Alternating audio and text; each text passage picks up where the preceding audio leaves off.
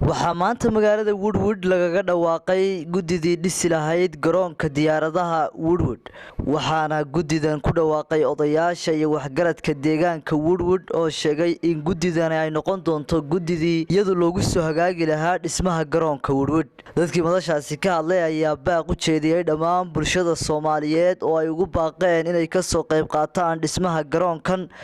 isagoona noqonaya garoon markaasi ay ka faa'iideystaan dhammaan bulshada Soomaaliyeed meel kasto ay dunida ka joogaan gudida airportka deegaanka Woodwood airportkaas oo saad ogtiin 12 bishan la dhagax dhigay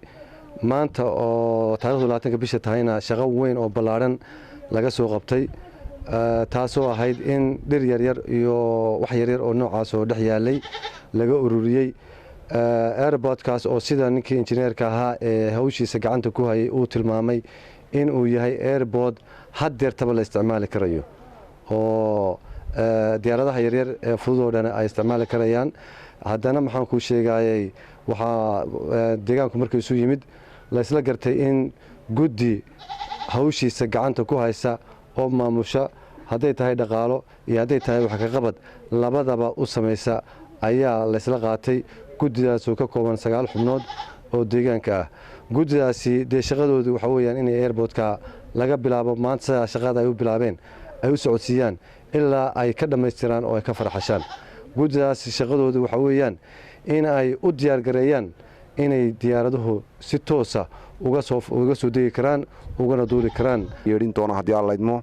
xubnaha gudiga degmada Woodwood ay u idmatay airportka hawshiisa oo ka kooban tiradu 9 waxa weeyaan Cabdikariin Axmed Wada Debey Xasan Ismaan Aadan Raambe Jamaal Barqalle Cashuur Ibrahim Xasan Maxamed Madoobe Farxaan Ciise Xaaji Maxamuud Cabdirasaaq Maxamuud Cali Samatar Saciid Ibrahim Axmed Faarax Caliyey Kayse Cabdiraxmaan Cawad Kuunje Khadar Galaal xubnaha gudiguna magacyaduna waa kuwa wixii inta ka dambeeya haday qiimeynta tahay haday tahay wixii barnaamijka iyaga ayaa u xil saaran soo gudbin doona iyaga iyo injineerka ninka leeyahay injineer Geed Ali Jidaal iyo cidii kale ee kala ay la kaashanayaan ayaa idin soo gudbin doonta hadii aan leedmo cidda aan rajaynayno inay hantidooda ku bixisaan intaba marka hore meesha marka la degayo waa manzil weeye waa guri laga doonayo barako iyo khayr waxaan leenahay ducadii nabiga kaleey salaatu wasalaam ku ducaysan jiray allahumma anzil munzilan mubaaraka wa anta khayrul munzilin